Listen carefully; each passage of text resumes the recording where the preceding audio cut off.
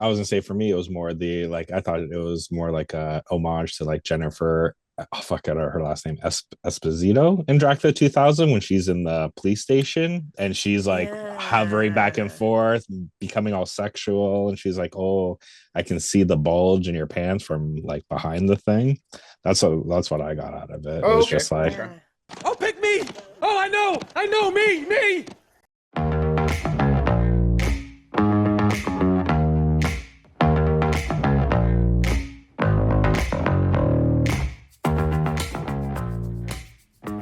look at them, the children of the night. What great maids they make. Because we're talking movies, we're talking Dracula, a love tale, starring Caleb Launder Jones, Christoph Waltz, and directed by Luc Besson. Chris, do you think God will forgive us for how much we love each other? I don't think God's going to forgive Luc Besson for how bad a movie he made, so we'll see.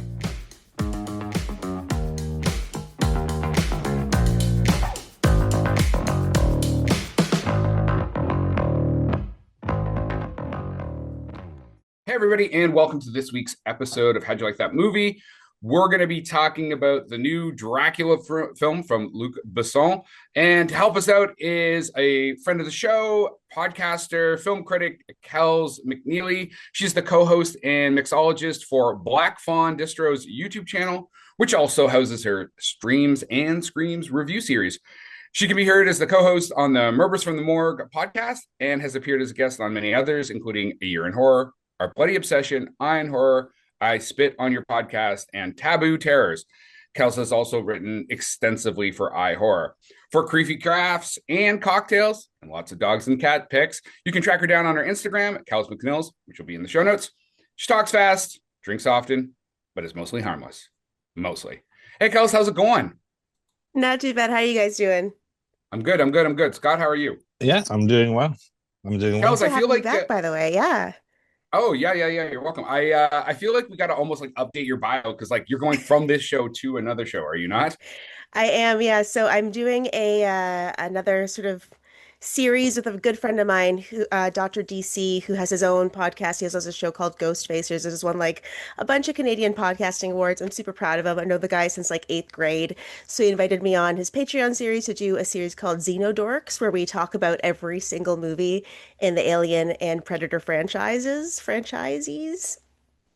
Comparative paired franchises. So today we're talking about Predator from 1987, which I'm very excited about. How far into that series are you right now? This will be our third episode. So there's been two that have been released so far, Alien and Aliens, and we're doing them every week. So I think they're released every Saturday and we record every Sunday. And where can people find this? That is on Patreon. It's on Dr. DC Presents is the sort of hub that it lives under. But yes, it's on the Patreon series there. I don't know what his Patreon fees are, but it can be found there if you're interested. And yeah, it's been a lot of fun. It's just basically a rewatch series, so we just talk through the whole movie with our own little observations and bits of detail along the way. Nice. Cool. What else have you been up to, Kels? So I did another episode for Taboo Terrors with my good friend Kelly Gredner, on a film called The Seasoning House, which is, I forget what year it came out, I think 2012 or something like that, that is sort of set in the Balkans in 1996 during the period of the Balkan Wars. It's like an extreme horror film. It's very dark, very upsetting. So we did a whole episode talking about that, which was fun, but also not fun because it's a very difficult topic to talk about. But I did that. Members from the Morgue, we've got our Best of the Year 2025 series coming out shortly. And also uh, lots of stuff all over the place, I guess. But if you follow me on Instagram, that's mostly whenever I post stuff, it pops up there in some shape or capacity to kind of mention what I'm up to these days. Mostly. Mostly. Scott, what about you? You got anything you want to talk about? Any films you've seen before we get into Dracula here? Honestly, I haven't. I've been just consumed with that TV show, The Pit. I've just been watching that. Oh, not the rivalry one. Heated Which one? rivalry. Heated Heated Rivalry? Oh, rivalry. yes. No, no, sorry. I haven't gotten that one yet, right? But I heard it's super steamy. But yeah, this is what I've heard. It seems to be taking the world by storm. I'm not a big hockey guy, so it kind of missed. But I guess the hockey seems to be almost like secondary to some other aspects of the show that people seem to like. Yeah, do hockey is the subplot in this case, which is a rarity in Canadian content. So all right. All right, do you want to just jump into this new piece of work from Luc Besson? He decided that he wanted to redo Dracula, and here's like a bit of a quote I have. He was talking to like a French publication. I'm not a fan of horror films, nor of Dracula. He also stated that he wanted to make a tragic romantic love story rather than a horror film, even though he does keep some of the horror aspects. What interests him most of the story of Dracula was that a man waited 400 years to find, the love of his life. I mean, coming from a man that dated a 15-year-old that he met when she was 12, this is an interesting jumping off point. So, Kells, do you want to start? What are your thoughts on what I just said? So I think it was very bold of Luc Besson to come out with a Dracula film like the year after Nosferatu, because I think if you're following Robert Eggers doing the same basic story, although Nosferatu does have its differences. Yeah, it's like an actual it's the straight up same. ripoff of Dracula, like originally. It's the same story. It's Yeah, original, yeah. but it's a less quality version of Dracula. Yes, and also it's very, very, very directly kind of. I don't even know if it's inspired by direct, like intentionally, but you can see a lot of parallels with Bram Stoker's Dracula from whatever year that came out, 1990 something, the Coppola Oh, film. 94. You mean the 94, movie thank you. Dracula, not the book Dracula, correct? Yes, yeah, the movie Dracula, the Francis Ford Coppola. Coppola's version.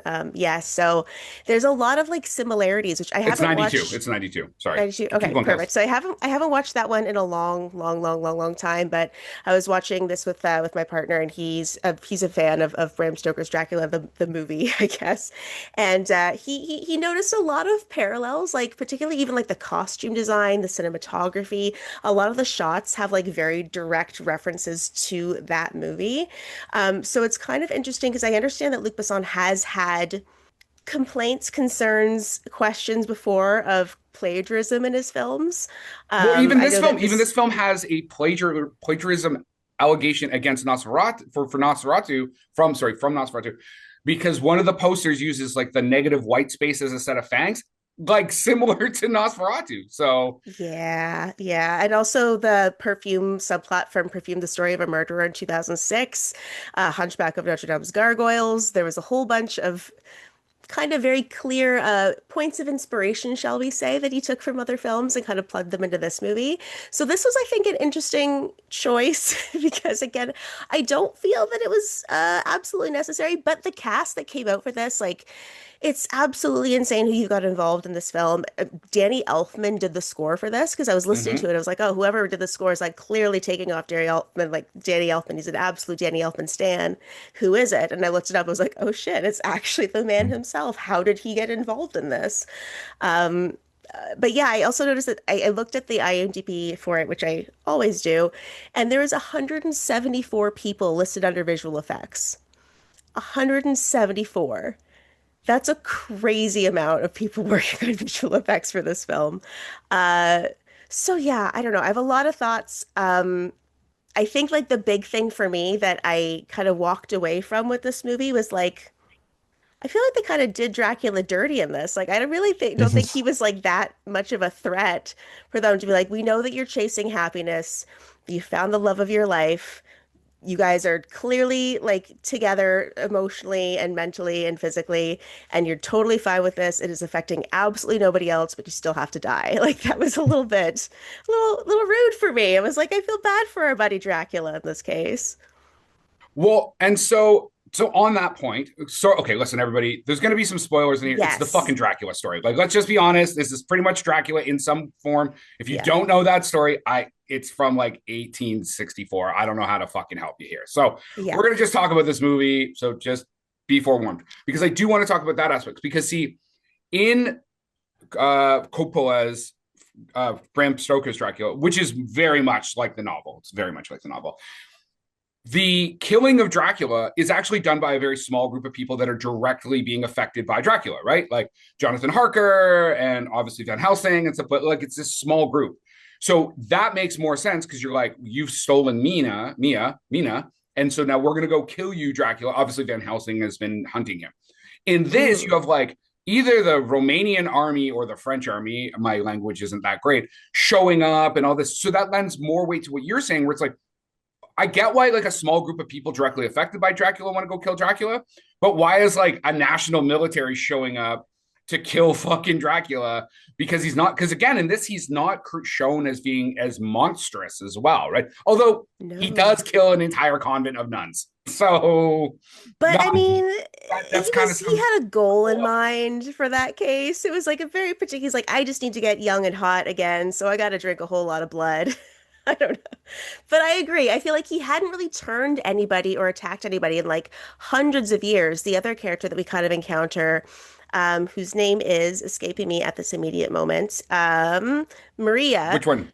Mm-hmm. Maria. So she was like 130 something years old was the last time he kind of went ham and like did a whole like, I'm gonna just turn a whole bunch of people or attack a bunch of people. Oh no, are you talking about Matilda de Angelis character? Yes, Maria? yes, Maria, yeah. So she's said to be like 130 something years old. Like they have a date of birth for her and they're like, oh, she looks pretty good for her age, more or less. But the fact that they had, Maria, who's been there as kind of the last like entity that he's kind of really turned or like worked with in that kind of vicious capacity, that was 130 years ago. He's just been chilling in his castle with his gargoyles since then. He really hasn't seen or done anything. You can tell because he's so decrepit and like has the best wig I've seen in a long time, by the way. When I mean, it's not as good, but again, it's not, that wig is not as good as the big butt wig that Gary Oldman wears in Bram Stoker's Dracula that got mocked by like The Simpsons and everybody. Yes, right? So, yeah. So he has like, it's like it took inspiration from that, but then like when Elvin at the same time, he's got like a very like Lord of the Rings type flair to it, which is a little silly to me as well. When Jonathan goes to see him and he like looks very, very ancient and crumbling.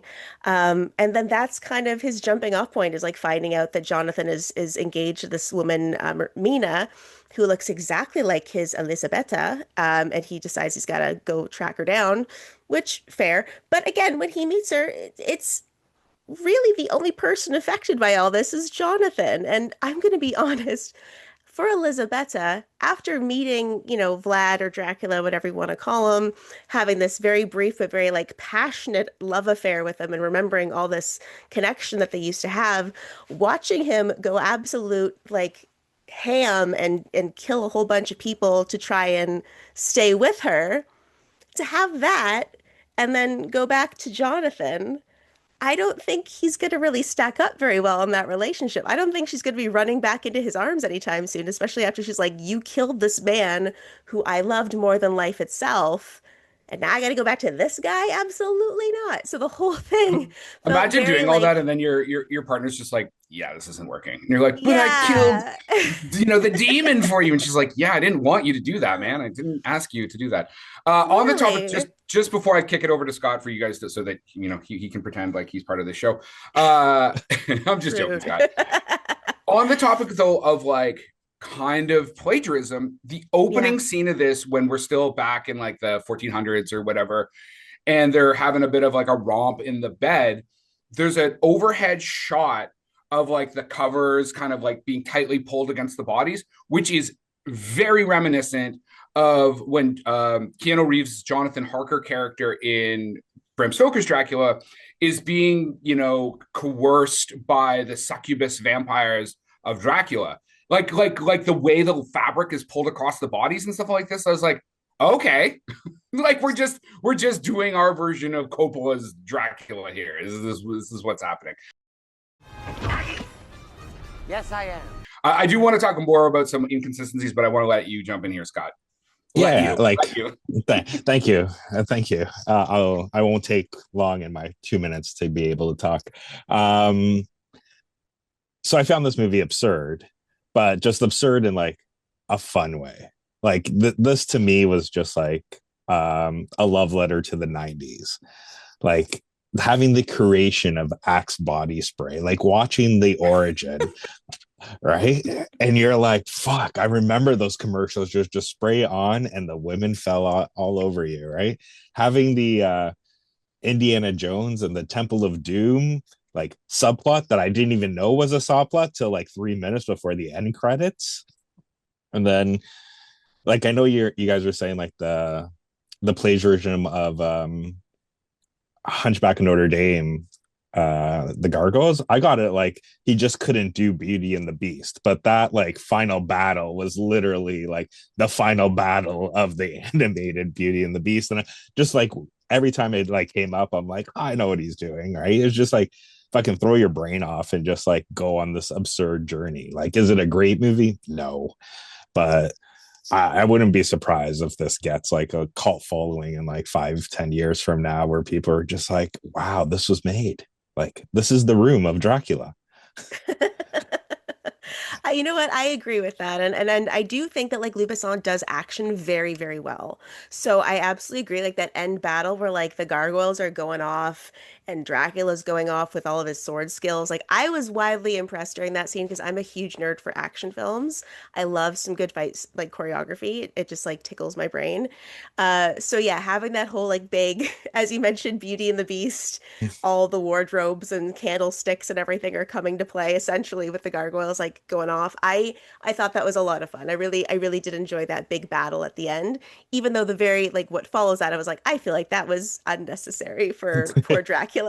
Justice for Dracula, I'm saying, but I agree. It's just like it's such a fun silly movie with again the Axe body spray montage that we have of him going to all the different parties, which I thought was a really kind of clever way to show that and like over the ages, over the different places he's been geographically, just having everyone just like, oh my God, who is this man? I thought that was a really good time. Wait. So what I'm hearing from both of you is you actually enjoyed this film. I think enjoyed Yes? and like and it being a good film are very different things in this Yes. film. Yes, Yeah, yeah. 100%. Yeah, like is it a great movie? No. Right? Like I think Rotten Tomatoes it's what, 60% or something like that, if I'm 60 or not 70. mistaken. And there's no audience score yet because this film doesn't release until like the 25th of February here in Right. North America. So it's a 6th. Yeah. February 6th is the North American release. Yeah, but when I was in Portugal in August, this was playing in the theaters there. Like this has already done its European run. I think it's on Prime in Europe already, but I think Yeah. Well, there's here, no audience score. So I don't know what to tell you there, man. hey, shut up. So I thought this film was absurd in not an enjoyable way. I was bored. It's unfortunate because the trailer. So I love because I agree. Like Busan does action great. You know, Fifth Element, Leon the Professional, Nathan Nikita. Like he can do this stuff. He's a solid director. And when you watch the trailer, you're like, oh, what you're gonna get is Luc Besson directing a bunch of like gladiator level battles, not the individual necessarily just the individual stuff, but like the Ottomans versus the Christians. We're gonna get some big battles there, and then shrink that right down to like you said the sword skills that you see with Dracula. Because again, people forget Dracula was a warrior before he was a vampire, right? And so I think he does do the individual combat stuff great, and there's some decent battles with the Ottomans, but the script is fucking ridiculous. Like in Bram Stoker's Dracula, the reason that his wife dies is that the Turks send her a message that her husband has been killed in battle. So she commits suicide. That makes sense. Logic. Boom, boom, boom, boom, boom. In this, it's like, babe, I'm going to go fight these this barbarian horde that is at the gates. You should probably just hang out here. Okay, cool. Let's go for a ride with like 2 other knights, and exactly happens what you expect to fucking happen. Like that. I was like, this is one of those things where you're like, I need the script to go from point A to point C, and so point B makes no fucking sense. Like, there's no logic to that. And Well, then go ahead. I was gonna say, wasn't it he told her to go to another castle that was Yeah. fortified. That's what I He's got like, out go of. over there. He's like, my bodyguards are gonna escort you to Castle B, so you go over there because it's safer over there. Yeah. However, I didn't think it's really funny that like when she's running off to like escape to like my princess is in another castle type of situation, and all that like big like attack moment happens. I don't know what kind of time warp they had where like it takes her like 45 minutes to get away from the castle and then she's like attacked essentially. He fights a whole ass battle in the meantime and is like marching up with like heads on stakes, which I thought was a cool moment because it's very like Vlad the Impaler, haha, I see you. Yeah. I agree. Marching across with that, like I finished the battle. They're like, "Sir, your princess wife lady has been attacked." He's like, "Oh no!" And then 2 minutes later, he's there. It's like I don't know how long she was lying in that one particular spot on that field of ice, how long it took her to ride out, but he got there very quickly, considering he fought a whole ass battle in between. Well, I think I can answer that question. Please do. I think it was from that 45 minutes was literally her going from the nightgown into that huge absurd dress Her with travel gown. crown. Yeah, I'm like, how the fuck are you even gonna get on the horse wearing that? I It's was like, wildly impractical. so I'm like, all right. I'm like, you just really wanted to show that like lace flying through the horse, like, but we're like, we have to get that was the point A to point C, right? It's just like Yeah. we're just Yeah, gonna and put you this. like you literally have to have a dude like ride behind you to carry the train of your dress. Yeah. Yeah. Well, All I that felt bad silk for that guy. organza. Yeah, I felt bad for that guy because he didn't even have a fucking horse, right? Like he was just holding it, Just walking running. behind. I'm like, that guy, like, I feel bad for this fucker. He really got the short end of the stick in this whole like bodyguard assignment thing. So, okay, so like you're like, all right, so you've got a bit of a bigger intro with Dracula's backstory. Fine. Moving on from that, then we basically jump to what is it, 400 years later? It's the anniversary of the French Revolution. And so I do appreciate the idea. Again, it sounds like Busan was like, I don't want to do a fucking vampire movie, so I'm barely going to try and do that. I'm going to try and do this love story, which I actually think is Dracula is already a love story, even in the way it has been shown. Like maybe not the ripoff Nosferatu, but actually even in that, like the love story component of Dracula has always been there. But I'm telling you, man, and I'm sorry, some people don't love when you just like compare films. Motherfucking 90s Dracula is fantastic. Like the love story, the like, I've crossed oceans of time to be with you. Like that is like a meme, man. Like that's how fucking powerful it is. So, and you still have all the like action and you have all the vampire shit in that original film. And this one you jump ahead. And again, I was gonna say I appreciate the like, okay, because we've moved from England to France, right? Cool, that's fine. We're gonna do some French Revolution stuff. It just never feels like it like got to the level of expectation. It's like, okay, you've moved it from here. Like Van Helsing becomes a priest instead of just a doctor because like the time period is going to be different. So you're like, well, how do I have this guy that has all this knowledge on vampires? Oh, he's from a Jesuit style order that okay, cool, we can do that. But it's just sort of like this, like again, like carbon. It's like a bad copy of a bad copy. Like you know what I mean? Like they don't ever develop the things, the choices that he makes to change Dracula do not elevate the story.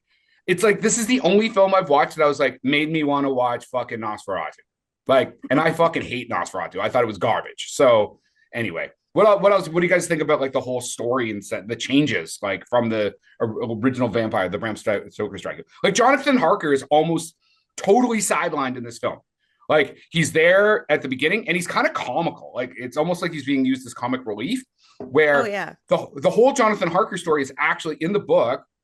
When they do this in Bram Stoker, the letters back to Mina are like part of exposition, right? Like we use this to tell Dracula's story, and Dracula meeting Harker is how, and they do this in this, right? Like it's like it is how he finds out about Mina, but then like Harker's escape is basically like kind of minimized. Also, can we talk about the fucking stupid gargoyles? Why the fuck are they even here? Like, who decided that this was they can't because we can't use gypsies anymore? Is this the thing? But then they do have gypsies. Anyway, sorry, kind of rambled there. Thoughts? So first off, I did kind of think it's funny that, as you mentioned, with like the Beauty and the Beast parallels of like the gargoyles turning back into children for some, like, I don't know where those children came Oh, from. and they look like Who those children from Mad Max. Fury Not Road. They look like Fury the Road. Well, Fury Road Fury and Road. and Fury Road, right? Like, Furiosa as well. Yeah, like the war boys. They look like war boys. Like yes, they're just gonna like yes. witness me and then do the yeah. So which How many essentially movies does the can we rip gargoyles. off in one film? You know what I mean? How many movies can we rip off? Sorry, Kells, I keep jumping all over you. What do you mean by that? No, that's okay. So I thought that it was kind of funny that they have those war boys there as the gargoyles for some reason. Like I don't know at what point the curse on Dracula turned into him like assigning children to being inanimate objects or like how that I don't understand what that how that line is drawn there. I'm okay with it, but I think it's a very tenuous line that they've drawn there. Um and Jonathan Harker, like I was kind of thinking this the whole time when he's having that little like conversation with him when he's like hanging upside down. I was like, what's the tone they're going for with this movie? Like, what is the tone they're trying to strike? Because it's not quite horror. It's not quite serious. Like, it's not like a serious drama, but it's not quite a comedy. It's got like some action elements, but I wouldn't call it an action film. So I'm not really sure what he was trying to accomplish tonally because for all the serious stuff they had, like immediately preceding Jonathan Harker, as soon as Harker comes in, you have like all the slapstick comedy and like these kind of quirky little like oh fun bumbling moments. It just felt very like not even out of place. I just didn't know what the place was that they were trying to put us in. I don't know if you felt that same way, But Scott, or like it's what your because thoughts were it on is that. French. You just don't understand. It's just French. Oh, yeah.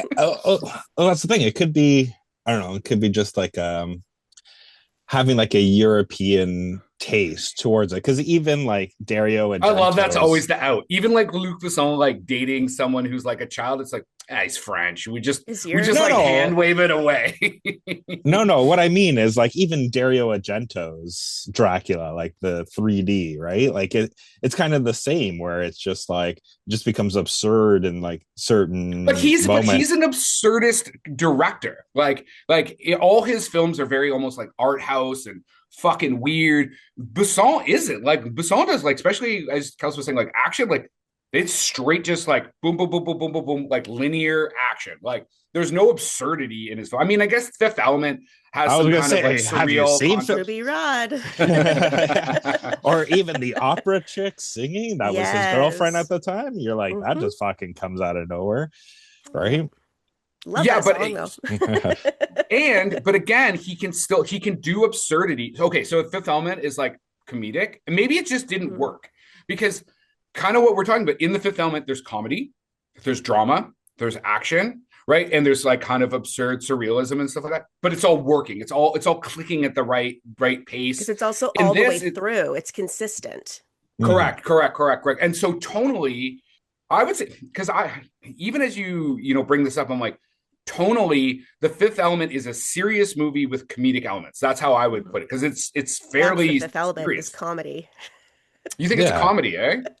That's the Fifth Element. The Fifth Element is comedy. Oh, The Fifth Yeah, Element yeah. is comedy, yeah. Yeah. So, I mean, I don't know if it just because he also wrote the screenplay for this, so maybe it's just not a very good fucking screenplay. Like again, trying to do Dracula and being like, well, I don't really want to do any of the horror elements. It's like, but it's a gothic horror.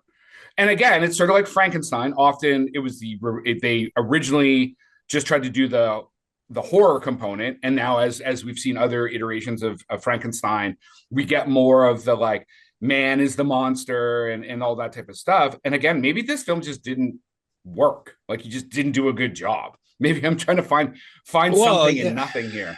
Yeah, I get what you're saying, but I also think it's just like, if it was just a straight up Bram Stoker again or Nosferatu again, it's like, why would you want to see it, right? You've already did. It's like, okay, but this is I think what I pushed back with when we did talk about Nosferatu when I said I always get his last name right. Is it Edgars or Eggers. how do you say EGG. it? Is Edgars? Eggers. Okay, yeah, It's Eggers. Yeah. Eggers. It's like, first off, why are you doing Nosferatu? Like I said, Nosferatu originally in the 30s is a ripoff of Bram Stoker's Dracula because you couldn't get the rights to Dracula. So you already have a fucking incomplete script. But if you want to do that, like Werner Herzog does it, and I think he uses it to do more like dramatic romanticism or realism in film. And it's just more of a a template to work off of. Like, he's not really trying to tell Dracula. He's mostly trying to just do some crazy art house shit. You can do Dracula over. Like, you can do, I mean, Bram Stoker's Dracula in the 90s. Like, the Dracula story has been done multiple times. You have new technology, you have new, twists. There's even just the way image, like you said, like about the armor and stuff like this looking very similar to the stuff out of Bram Stoker's Dracula. It's like, you can change stuff. You can make Dracula fucking Hungarian, make him German. Like, you can move some of that stuff around. Like, he does move from England to France, and he just doesn't do a good job of it. Like, he just doesn't do a good job of telling this story. And again, so what I was getting to with Edgar's is like, if you're going to tell this story, have a reason to tell this story in an effective manner. Like, I have no issue with people retelling stories as long as you can do a good job of it. I'd even just watch like a straight up fucking Bram Stoker's Dracula remake as long as you do a fucking good job of it. I would, in Eggers' defense, I know with Robert Eggers, like his whole thing is he loves like historical context and creating a film in the most like accurate way, to like the most period way possible, essentially. Yeah, like one of his using big things with lenses from the Lighthouse. 30s to shoot Yeah, Lighthouse. yeah. So I'm very excited for Werewolf because he's doing like all this really kind of continuing on with like the historical accuracies of everything. So I think with him with like Nosferatu, I'm glad he did Nosferatu and not another Dracula, because I think with Nosferatu, it makes sense for Eggers because it is a German, oop, keep hitting my mic, because it is a German expressionist film to begin with, that like the whole creation of this character kind of approaches it from a different perspective, instead of Dracula being like this kind of romantic figure that's kind of like a little bit like, ooh, hoo la la, who's this guy over here? Nosferatu is not that. Nosferatu is like a true like monster creature. Like he's not a, like Max Schreck in the original Nosferatu character is like very not attractive, shall we Like say. a corpse. Yeah, It's it's not essentially nearly, exactly what yeah. Dracula would be, as a corpse, right? Exactly. So it's not as romanticized as Dracula is. So I appreciate him like taking Nosferatu from that non-romantic angle and making it like this whole other thing of like having a sort of seduction angle to it that kind of wraps in this very interesting. I will defend Robert Eggers Nosferatu. I will defend Robert Eggers just period, because I think he's a great dude and he makes some really really interesting films. But I Wait, think for like this the one, I North, what, agree. like you thought the Northman was good? I thought the Northman was really cool. Like the Northman was, again, like I love how he does action as well. I love how he does this creative storytelling. I'm a Robert Eggers defender. I interviewed him once actually. He's a really good guy. But I think the I thing feel like with Robert Eggers. Dracula, Hold on. I think yeah. the bigger the budget, the worse the fucking film with that guy. Because I think his two best Mm. films are The Witch and The Lighthouse. Oh, absolutely. Those are The Witch definitely is his two like fucking creepy penultimate. as fuck. I think it was filmed in Canada too, wasn't it? I think so, yeah, in like Northern Yeah. Ontario or something. Yeah. But point being, I think that there's a way, like what I'm saying with that is I think there's a way you can take the Dracula story and approach it from a different angle to make something different with it by approaching it from a Nosferatu angle. By just making another carbon copy Dracula with Luc Besson here, just to tie it right back around to Luc Besson, I agree. I feel like if you're going to do that, you need to do something creative and different with it that's not just another copy of another copy of another copy, because this does really feel like Coppola's Bram Stoker's Dracula from the 90s. It feels very similar. It hits a lot of the same beats. I get that he tried to make it a little bit different with the gargoyles and with the whole like perfume Axe body spray element to it as well. Drac but body I think, spray. but I think there's not enough about it that's unique enough to justify doing it a year after Nosferatu. I would agree with that statement for sure. Scott? Yeah, I think this is more like a love letter to Dracula Dead and Loving It than kind of anything, Yes. right? Because that's the thing, like, and that's probably why he was like, I don't want to do it like, Coppola did, because that movie is revered and it does hold up now. But like, why not take all the absurd elements of fucking Mel Brooks, right? And just kind of make it your own. So he's not, because like even here, like in this movie, there isn't much horror, there isn't much gore, there isn't much of anything, right? Which makes it like the perfect PG fucking movie. That's just like, it's a movie that doesn't take itself seriously at all. It's just like, this is just kind of like, pardon my pun, just big dick swinging, like, fuck it, I'm just gonna do this and that's it, right? Like, and you're all gonna love it. Oh, there it is. Yeah, and I again I will be surprised, or I will mention I was surprised with like the cast involved in this, like Christoph Waltz and Caleb Landry Jones, and having Danny Elfman do the score. Like this is big dick energy on screen right here. Like having these three people involved really kind of goes a long way for your film. I'm kind of curious how you guys felt about Caleb Landry Jones as Dracula, Vlad Dracula, that guy. How you felt about him in the role? Oh, he doesn't Funny, because make. I was gonna. Yeah, go ahead, Scott. Because I Oh, was I gonna was ask that same question. Yeah, I like he doesn't make my top five, but Mm, I think he did very well. Like to me, I just felt like he wasn't, and that's probably a choice. Like he didn't feel menacing at all. Like mm. he felt scrawny as shit. That like even that Jonathan Harker like guy looked like I think he might be able to take him, right? Like, and he Jonathan didn't Harker even. sitting at the table looking at Dracula and being like, I could take this fucking guy. Yeah. I've come to suck your blood. Boom! This cape is giving me a rash. Yeah, in comparison, it's weird because Gary Oldman, I don't think is like an act. Like you never think of Gary Oldman as being like a big dude, but like when I'm sorry, like I keep going back to this film because I love the '90s Dracula. Gary Oldman, like when he's Dracula, like when he's in that presence, whether he's Prince Vlad or Dracula the Vampire, like there is a fucking physicality, just the way he projects his voice and the way he like stands, and obviously the way they shoot it and stuff like that, like when he yells at Jonathan Harker for like, I think he makes fun of like one of his paintings of, and he's like, us Dragulas, we, blah, blah, blah, blah, blah. We were a noble group of people. Like you can feel the fucking energy coming right off the screen. And I agree with Scott. Like he has an aesthetic. Like there's a part of him, Caleb's aesthetic that I'm like, yeah, he's got that kind of like high-born elfish kind of aesthetic.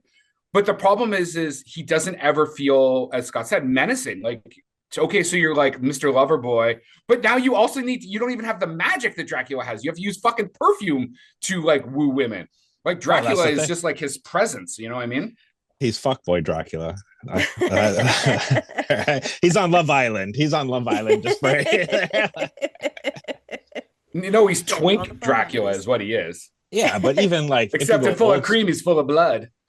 Yeah, I was gonna say even if you go old school like Bela Lugosi, right? Like Yeah, he like even that introduction with him on the stairs, right? And like you're like, fuck, this guy's scary as shit. Even fucking Gerard Butler was like in Dracula 2000. He looked like he was just like an animal that was just ready to like fucking devour or whatever, just getting which in his is way. Also but this is also the thing where I think that by going to this, like, for lack of a better term, like a feminine vampire, there is a sexuality to Dracula that actually comes from that menacing internal animalistic power. Like that actually is part of the sexuality that encompasses him, is that he is kind of beast-like.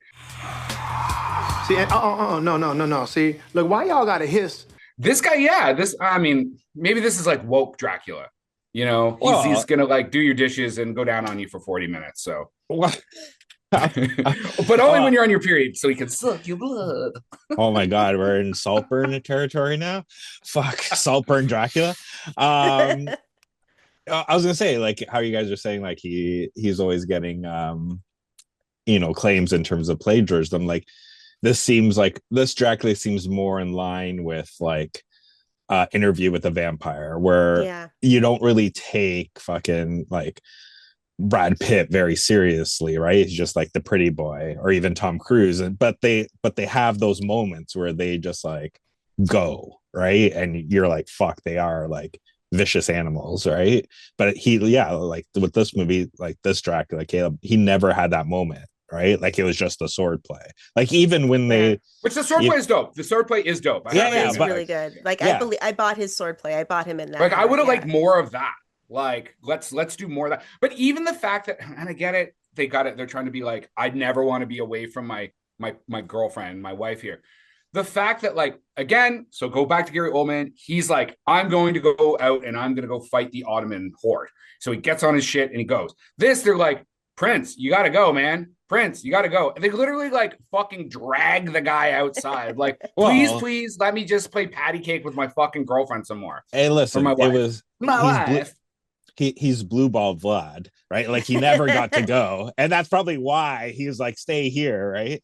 Like even when they're putting on the armor and they're just like eye fucking each other, he was like, literally, like, "Why did you guys come in now?" Like I was just Yeah. about to go. So he literally was just like super horny, and he's like, I gotta kill these Ottomans so I can go bust over here. I'm gonna Yeah. bust Yeah. you so I can bust over there.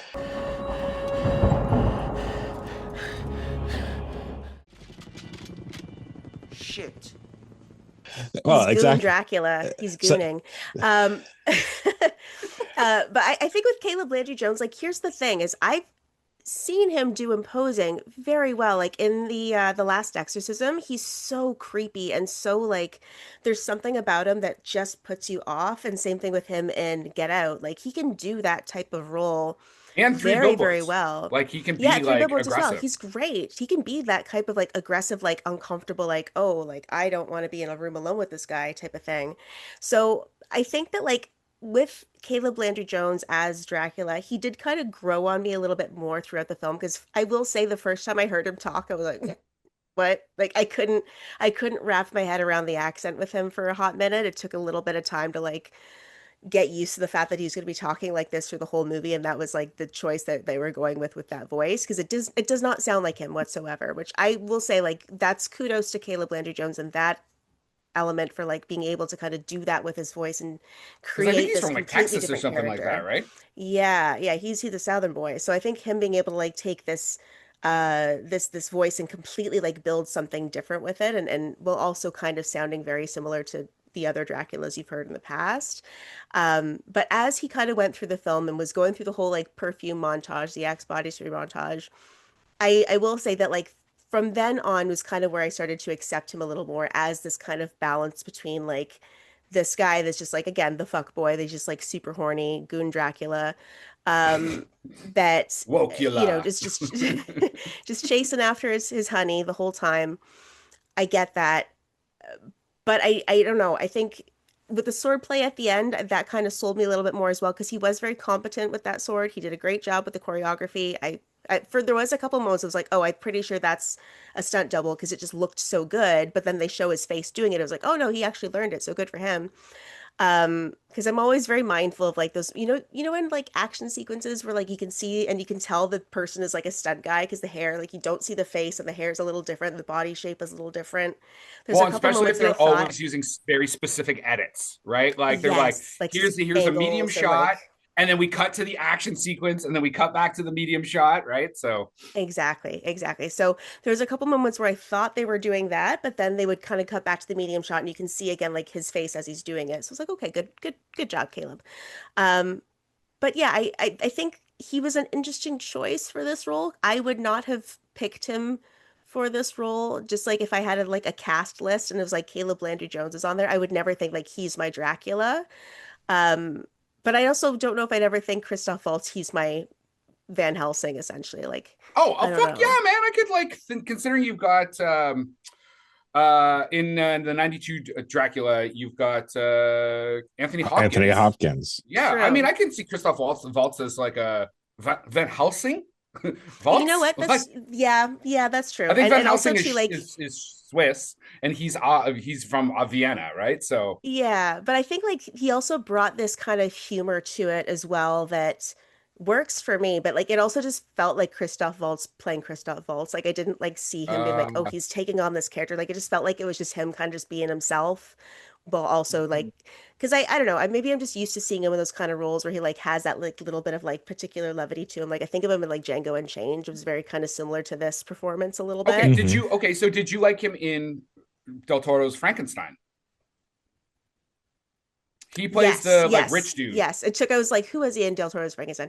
Yes, I love him in everything. Like everything he does, I think he's fantastic. I think he's a wonderful actor. But I felt like this was one of those ones where I don't know if he developed a character for it or if he just He like was just pulled Christoph on, Waltz. yeah, or if he just pulled on like, well, I've done this kind of role before, so I'll just do it like this. I don't know. Maybe that's just me. No, I can see what you're talking about too, because like Mhm. he doesn't he so a perfect example of Christoph Waltz not being that is in Big Eyes, right? Straight drama about like art theft from his wife.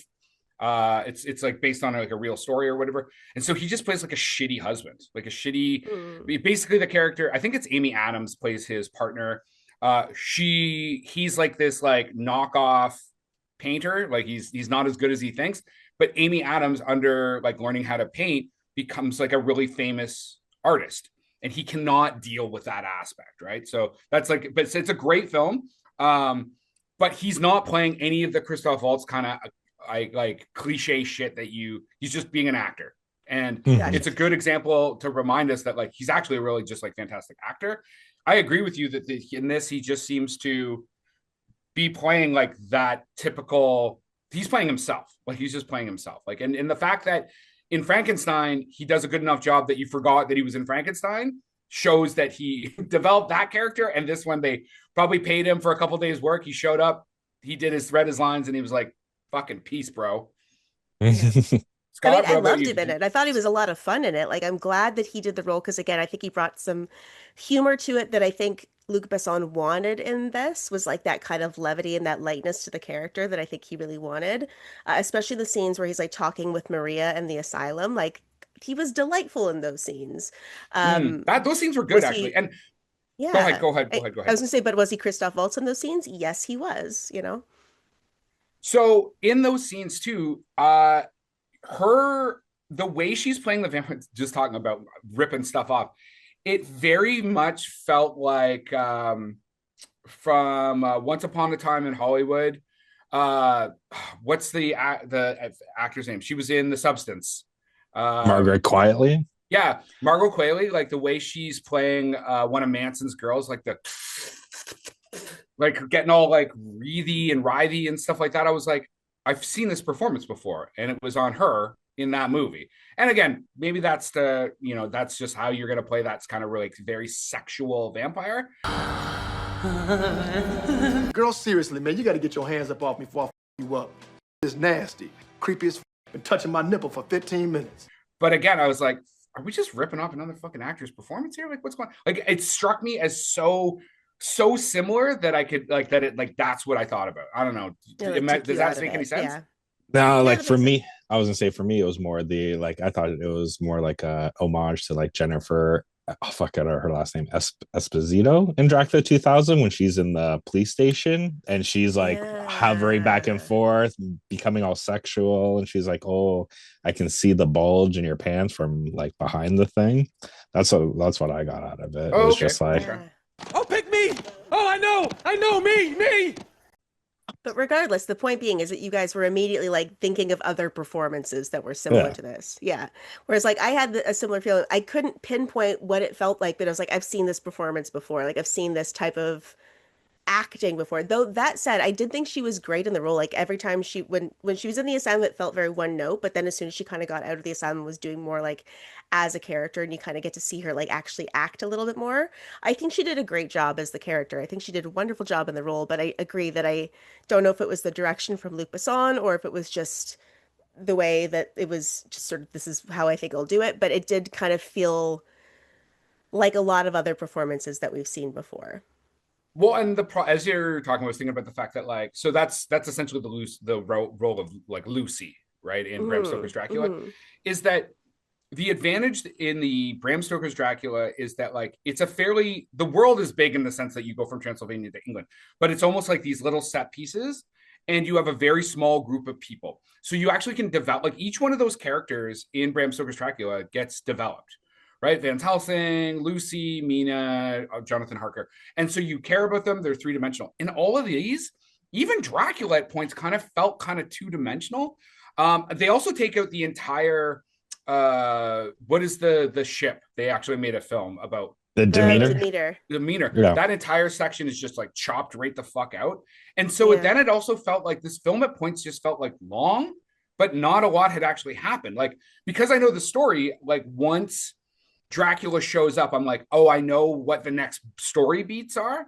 And I'm like, you took out all this other stuff. The movie's still only 2 hours long. It feels really long. Like, I'm like, but there's stuff that's not here. Like you somehow made it a movie the same length that felt longer with less stuff. Like, yeah, anyway. I do also, hopping back a little bit to like the opening of the film, the beginning of the film. As we were saying, for Luc Besson does great action sequences. I was really kind of underwhelmed by the opening battle scene. I don't know if you guys felt the same way, but like I was expecting like, okay, Luc Besson, action, here we go. He's got this cool like dragon mask on, so they can hide it with having this really cool stuntman performance if they want to, because you can't see his face, so they can That's a good again point. easily mask it with somebody else. And I was just like, it was just very under. I thought the fire was cool. I thought when they marched up on the hill and they all had head on their spikes, that was really cool. But like the actual battle itself, I was like, oh, I kind of wanted more from that for it being like the opening of the film, the launching into the film. It felt kind of very much like da da da da, and that was it. Like it didn't really feel very intense as like a battle. But I'm also very Yeah, picky about my action because you sequences. basically light the fire and then they cut to her cruising through the forest.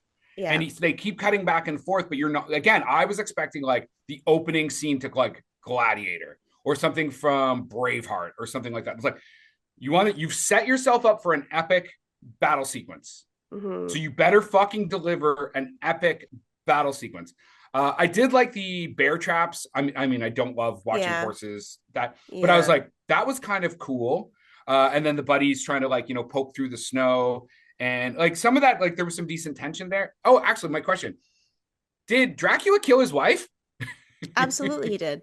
That was Absolutely he his did. sword. It wasn't dude stabbed her and then he stabbed him. It was No, like he No, threw the sword and it and went it went through through. the guy into his wife. And then he's like, oh, I have to seek vengeance. It's like, my brother in Christ, you are the one you have to seek vengeance on. You killed her yourself, my dude. So that I thought was kind of funny as well. But I also like the practicality of like, why is there this giant field full of bear traps? What's the point of that? What are they accomplishing with that? Is that so they wouldn't have the battle on that field? They kind of force them to have the battle on this other area instead. Is that to kind of flush where everything is going? Because it seemed that they were headed in that direction anyways to go to this Plan B castle. So I yeah, because don't she just know. continues down the She trail. just kept going straight. Yeah, like if I don't Also, know why if she I would have, actually also on that, if I got ambushed going this way and my guards all got killed, I would probably just turn the fuck around because there's probably less. I mean, maybe there is less distance to the next castle, but it very much felt like probably just go the fuck home, like go back the way I came. Right. Yeah, Again, it not seemed like through the field of bear traps. yes, that you should know about because it's like your army that fucking set them. Maybe she doesn't Yeah. know because she's, princess or whatever. Again, it felt like one of those things where, like, as a writer, you're like, I've got this cool set piece. And instead of like finessing it until it works, you're just like, you know what? It's going to be cool enough. Nobody's going to care. well, But then it like kind of fucking derails your story. well, I think you needed the bear traps to get to him killing her, right? Because why That's would what I'm she saying, just though. That's what I'm like? saying. Why Like, would it's like, she just be standing there, right? You're like, you need a reason for her to be why would standing you there. only have two fucking or four bodyguards to escort the princess through Turkish infested territory? Like again, you're creating a conflict that doesn't come naturally. Like I said, having her kill herself in the book makes way more sense. That's easy. Oh, my prince is dead. I'm heartbroken. I jump out window, and then you're like going to hell because you're Orthodox or whatever, and the priests are like too fucking bad, and you go, I just killed all these people for fucking God, and God won't like let my wife go to heaven, and then you stab the cross, drink the blood, and kill all the priests. Like that's a fucking opening, man. It's metal as hell, that opening. Yeah, like and I think that I like that there was still the concept of like I've done all this for God and he still let my wife die even though I specifically asked you to tell him not to. Which I Actually, you thought was very told the funny priest. He's too. like, I'm Yeah, he's like I telling you to told the tell him. priest like this is not optional. Mhm. So I did think that was kind of funny. But yeah, for him to kind of take that as his point of vengeance of being like, well, he allowed my wife to die, therefore By my own everything I've hand. done By in my his own hand. by my own hand, therefore everything I've done in his name because he allowed her to die by my own hand is his fault. Um, and then he's waiting for her to reincarnate in a tomb that's encased in cement or stone or whatever. It's like, how is she supposed to get out of there if you literally covered her in stone, and he's like standing by the grave like day and night, rain and sunshine, being like, come on up. It's like, how is she supposed to get out of there? Why isn't it possible? It's just not. Why not, you stupid bastard? That was just my Really, little he was nitpick of waiting mine. 400 years to like try and apologize. Yeah. Babe, sorry. Yeah. Babe. Like, bro, seriously? You fucking stabbed me, man. I just want to say one thing quickly. Just to correct Chris, you know, the whole love story is not in the book. Coppola made that up. He's not looking for his lost love. Coppola literally made that up in his movie. It's not in the book. Oh, wow. And It's been there's a while no since I read. reincarnation subplot as well. Like, oh, Yeah. she's been reincarnated into Mina, and that's why I'm in love with Mina.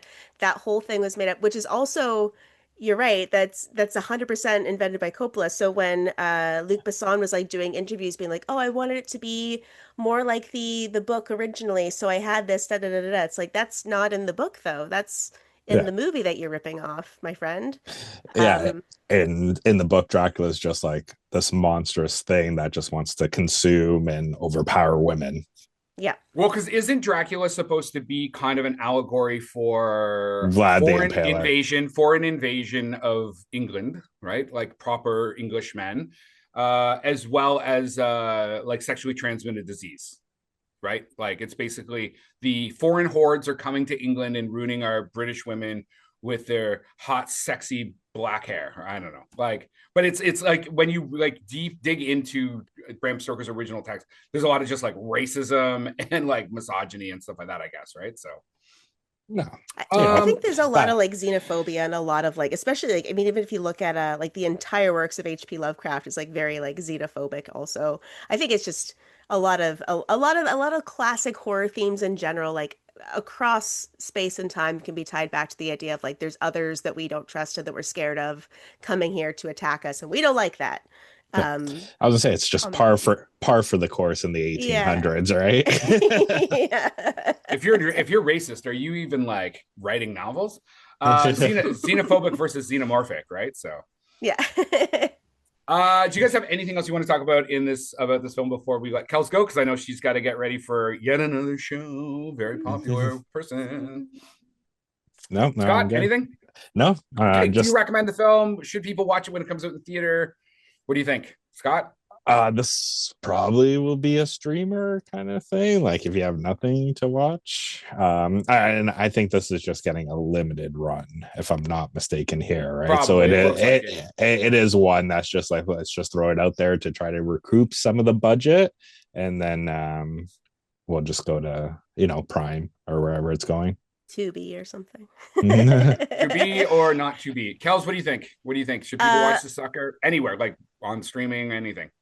I think that you don't need to see it in theaters, but I think if you are looking for something where you can just like sit down and like have a good chuckle, maybe with a couple drinks, with a couple friends, like this is one that you can like throw on and just sort of like have some fun watching if you're like, we don't want anything super serious, but you want some good action set pieces, some really cool cinematography, lovely music, beautiful costumes, and you don't want to watch Coppola's Dracula from the 90s. You're just like, let's watch something a step down, a little bit less serious than that. This would be good for that. This would be a good like sit down and watch with friends type of movie, I think, if you want to like watch the Dracula story in a light, easy way. Yeah, 100%. Yeah. If you want the Bram Stoker story without the werewolf rape, this is the story for you. Kells, what is favorite Dracula vampire? Not even Dracula. Favorite vampire film off the top of your head? Do you have one? Ooh, vampire off the top of my head. I mean, like my first impulse is like 30 Days of Night. I think that's a really, really cool one. Vampires in general, like I struggle with vampire films because I find that they're difficult to do well. It's kind of like werewolf films that way. Like I think those are the two that like have either been really overplayed or have not been played well enough. So werewolves, I have a whole other thing. I have like a Streams and Screams coming up talking about Dog Soldiers because I love that movie.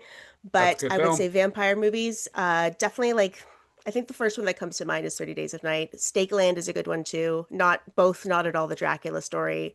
So that's kind of what makes them fun in my books is they're a little bit different. What about Sinners? Oh shit. Here we go again. Oh yeah, Sinners from Dusk Till Dawn, both great. 17 or 16 times nominated Sinners. Amazing. Love that for Yeah, them. yeah. Couldn't be any politics there. Couldn't be any It's politics well, there. it's funny that like Oh the my God. first year that the Oscars are like you have to watch the movies that are being nominated, that's the first time they're like, oh, genre film is coming out to play this year because like again, they actually have to watch the movies. This is ridiculous that this is like a new concept that if you're voting for the Oscars, you actually have to watch the movies and not just like the one you feel like you should vote for. Crazy.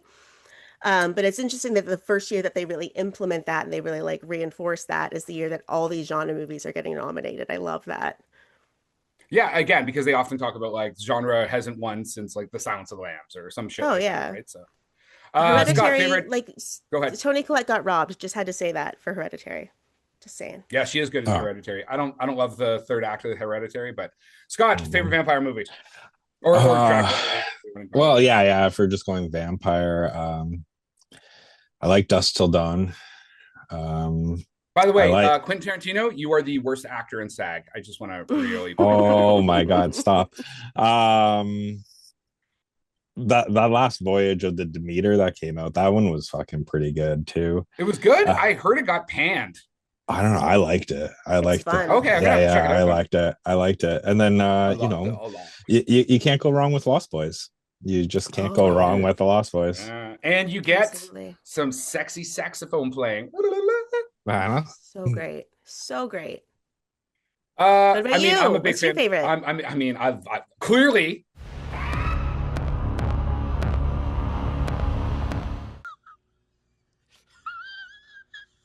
Clearly, I like Bram Stoker's fucking Dracula. And I actually really like, listen, if you want woke Dracula, fucking Interview with a Vampire is fucking dope, including the TV series, right? The Amazon TV series is very good.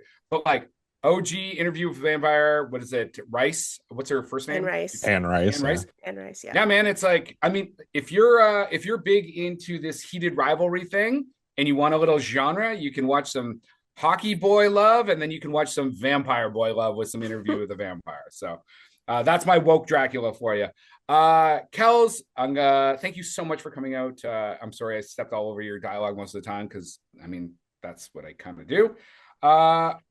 Where can people find you? And obviously everything you say is going to be in the show notes anyways, but where can people find you? Yeah, so I can be found primarily on Instagram at Kells McNells because I don't use Twitter and I don't really use Facebook.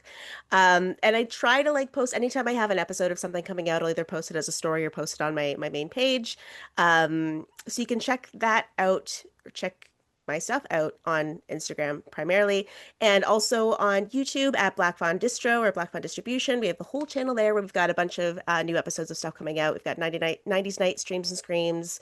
We've been filming some new stuff, which is coming out momentarily, and on Spotify with Murmurs from the Morgue, where I do my show with Bree. That is sort of those are my two like main areas of focus. And then again, as mentioned on Patreon, Xenodorks has been a lot of fun to record. So that's another thing I'm doing, I guess. a lot of things. Amazing. I was gonna say- Can we check? Go ahead, Scott. I was gonna say you better watch out because all of a sudden third host on How'd You Like That Movie might just randomly show up. I'd be down for that. I always like talking movies, and you guys are fun to chat with. So anytime you want me back on, just give me a holler. I'm always happy to pop on. And as I say, just show up and talk, which is my favorite thing to do. Well, thanks a lot, Kells, and enjoy the rest of your day and all the other projects that you are working on. Cheers. Thank you. Bye, guys. Bye. And that is our wrap for the day. Please like and subscribe to this podcast. Tell your friends. If you want to get a hold of us, reach us at the www.howdyoulikethatmovie.com.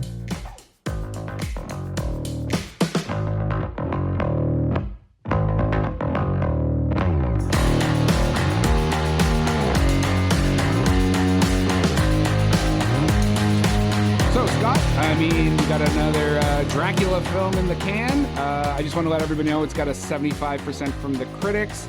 It's roughly 2 hours long, and it has a budget of $52 million. It's done $28 million so far.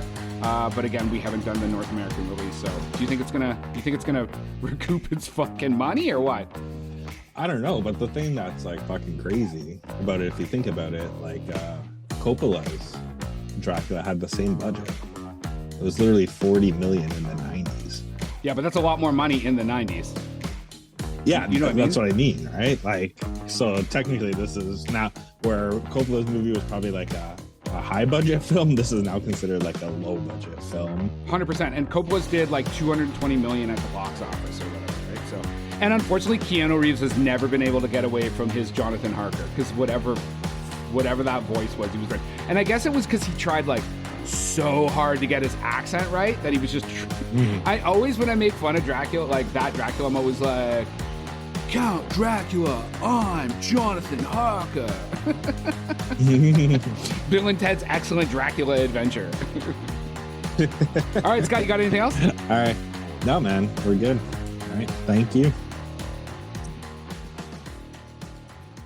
Production by Rod Shaver, Vader Monkey Productions.